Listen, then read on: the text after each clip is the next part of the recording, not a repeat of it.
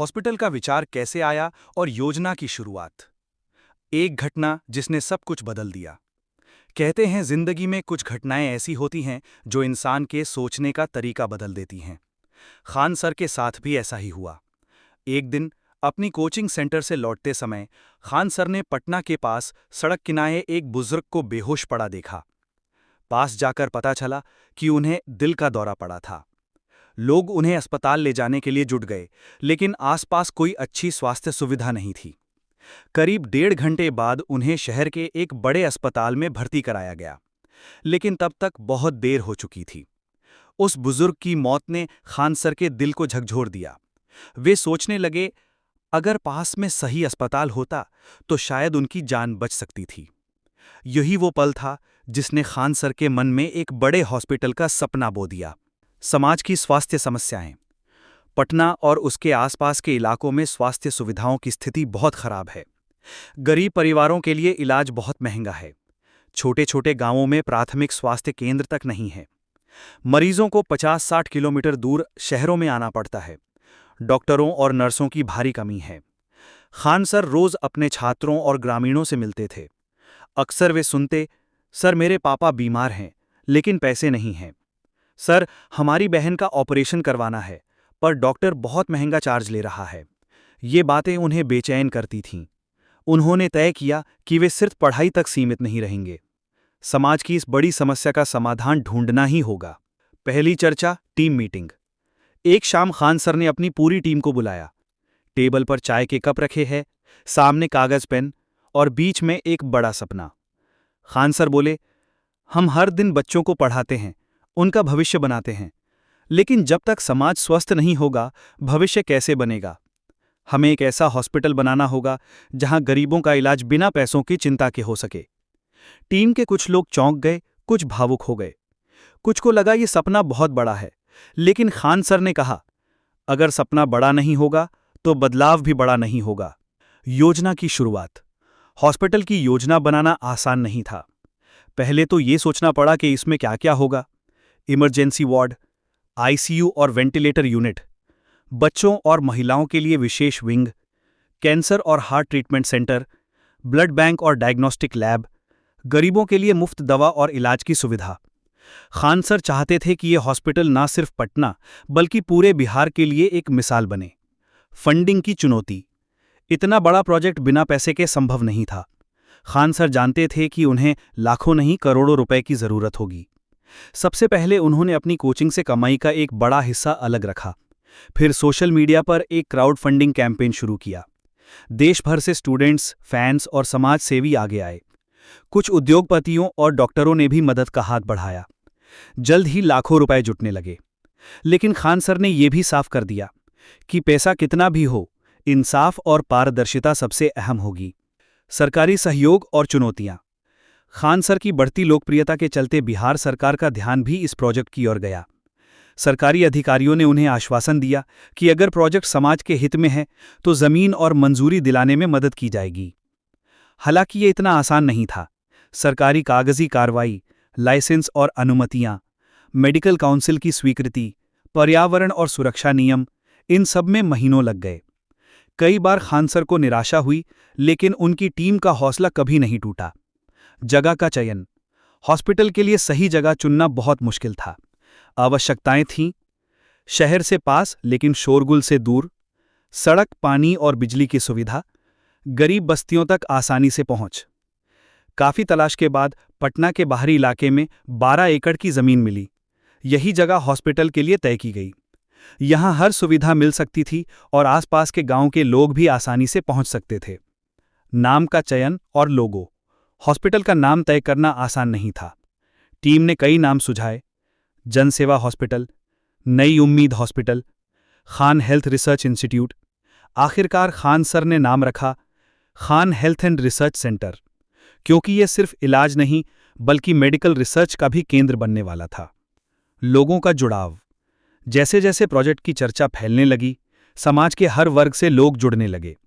डॉक्टरों ने अपनी सेवाएं देने का वादा किया।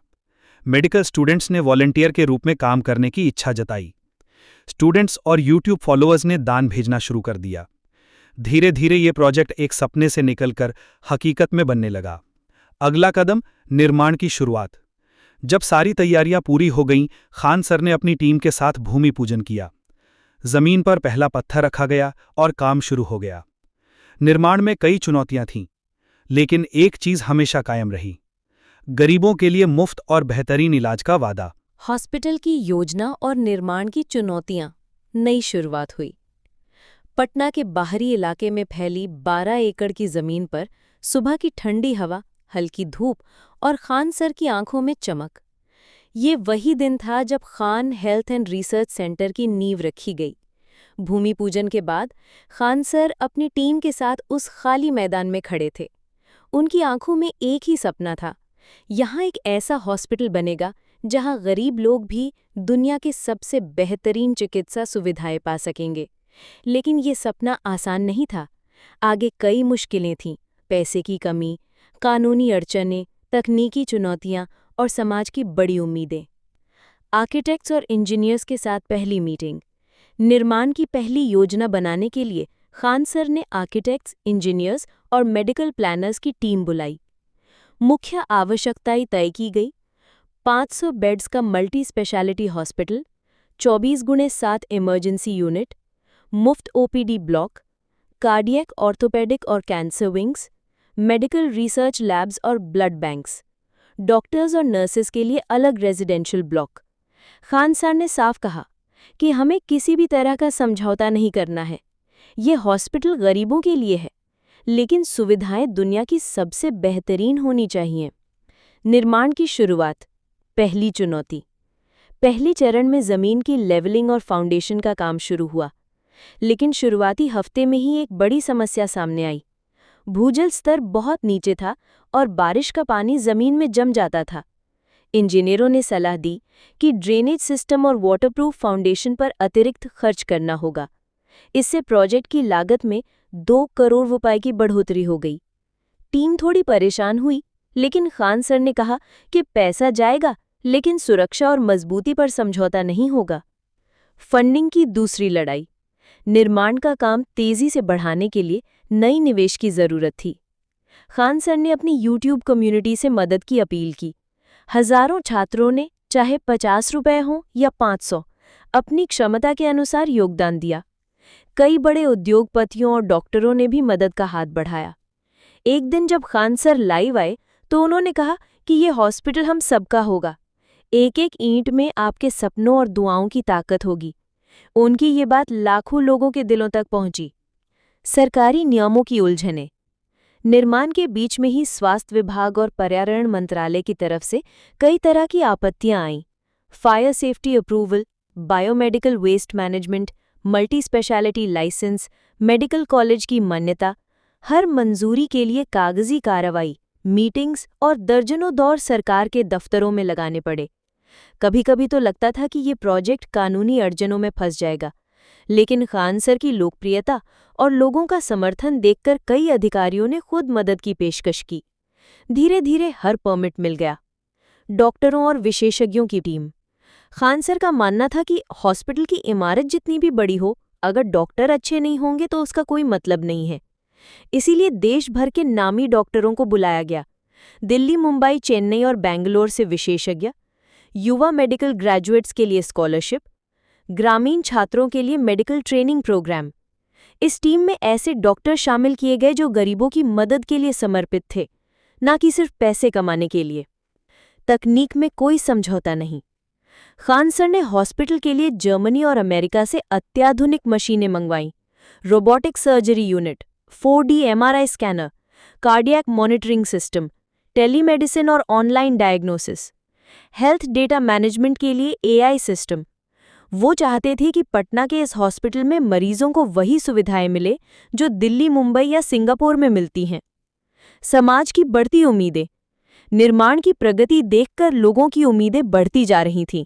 गांव-गांव में चर्चा होने लगी कि खान सर का हॉस्पिटल बनेगा तो गरीबों को मुफ्त इलाज मिलेगा। अक्सर लोग निर्माण स्थल पर आकर खान सर से मिलते, उनके हाथ पकड़कर दुआएं देते और कहते, सर भगवान आपको लंबी उम्र दे, आप हजारों परिवारों की जान बचाएंगे। खान सर के लिए ये सबसे बड़ी पूंजी थी। मुश्किल समय। महामारी की मार। निर्माण आधा ही हुआ था कि कोविड-19 महामारी ने सब कुछ रोक दिया। मजदूर अपने गांव लौट गए, सप्लाई चेन टूट गई, फंडिंग बंद हो गई। कई महीनों तक काम पूरी तरह ठप पड़ा रहा। लेकिन इसी समय खान सर और उनकी टीम ऑक्सीजन, दवाइयों और हेल्पलाइन सेवाओं से हजारों लोगों की जान बचाने में जुटी रही। महामारी के बाद जब निर्माण दोबारा शुरू हुआ तो समाज का भरोसा और भी गहरा हो चुका था। सपने की रफ्तार।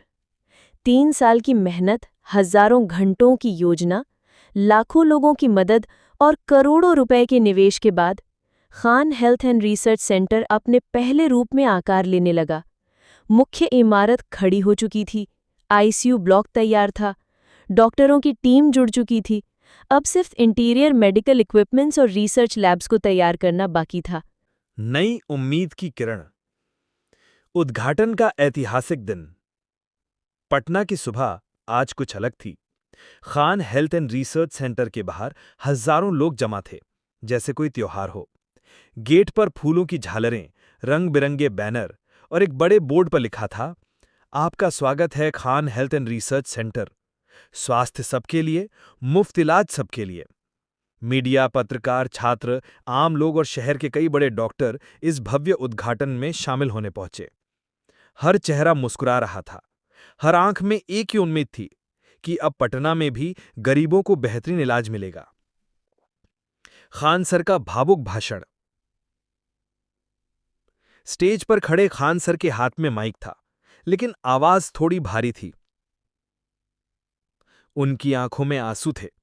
उन्होंने कहा, जब मैंने ये सपना देखा था, तब कई लोगों ने कहा था कि इतना बड़ा प्रोजेक्ट असंभव है। लेकिन आज ये सपना आप सबके आशीर्वाद और दुआओं से हकीकत बन चुका है। ये हॉस्पिटल सिर्फ मेरा नहीं है, ये हम सबका है। यहां अमीर, गरीब, जात पात, धर्म, संप्रदाय कोई फर्क नहीं करेगा।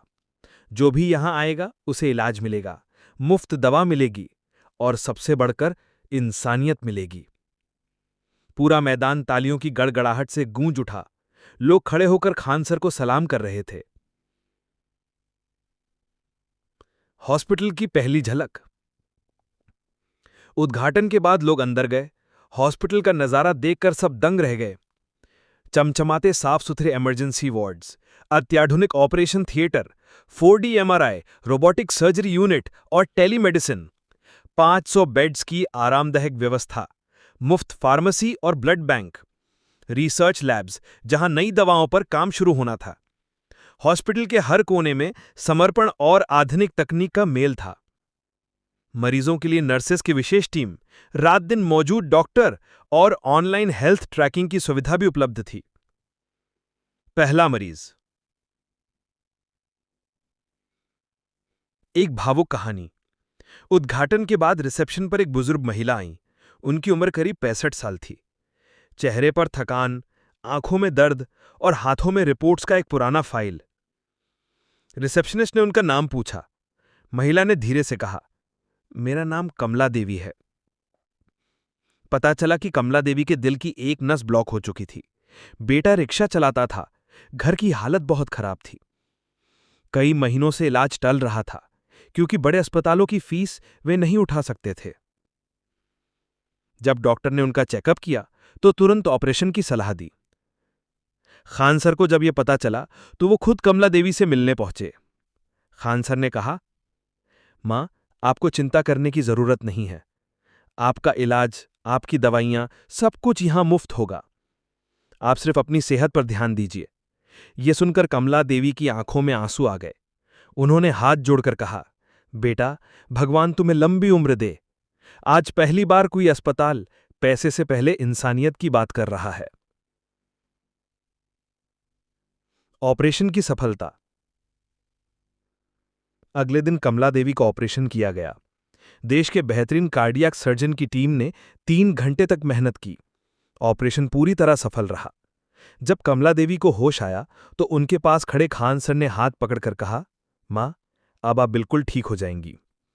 इस भावुक पल को देखकर पूरा वार्ड तालियों से गूंज उठा। खबर सोशल मीडिया पर फैल गई।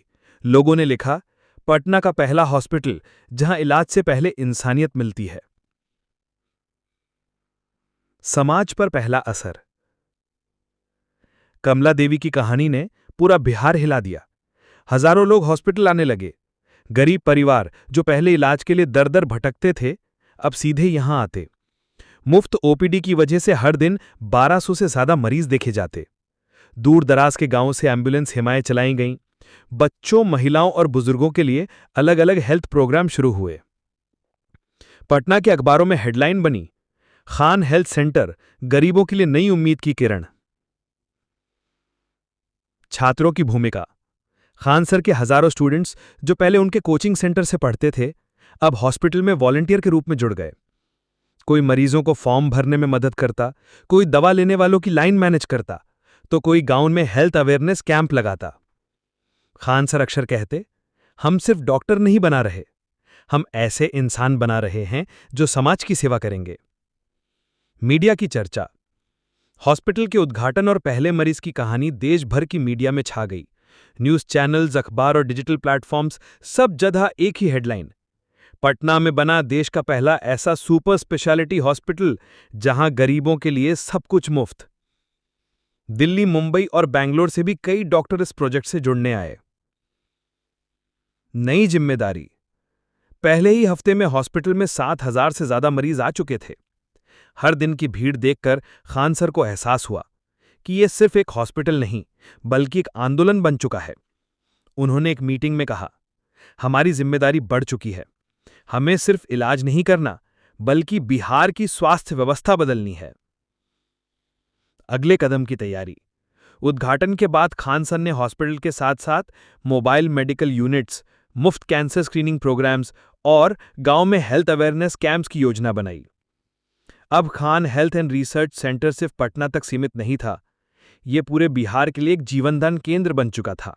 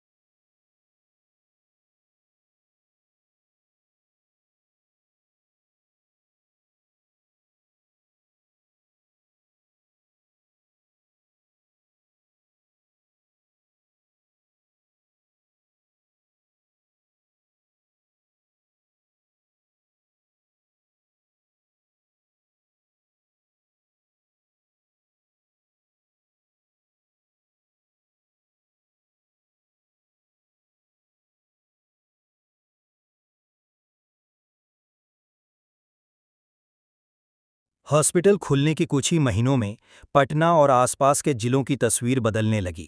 मुफ्त ओपीडी में हर दिन 1500 से ज़्यादा मरीजों का इलाज होने लगा। 24/7 एम्बुलेंस सेवाएं दूर दराज गांवों तक पहुंचने लगीं। महिलाओं और बच्चों के लिए विशेष स्वास्थ्य कार्यक्रम शुरू हुए।